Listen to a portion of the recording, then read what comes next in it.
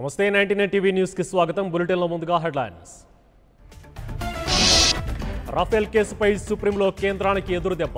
Review పిటిషన్లపై విచారణ చేపట్టాలని నిర్ణయం.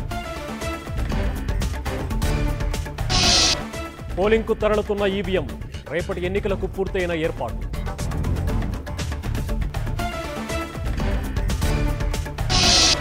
ఏపీలో యథేచ్ఛగా అక్రమ కరెన్సీ తరలింపు. ఎక్కడికక్కడ తనిఖీలు ముమ్మరం చేసిన పోలీసులు.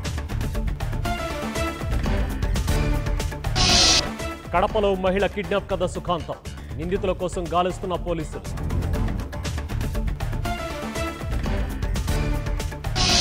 గుజరాత్లోని చండీగఢ్లో అగ్ని ప్రమాదం. ఆయిల్ ఫ్యాక్టరీలో భారీగా ఎగిసిపడుతున్న మంటలు.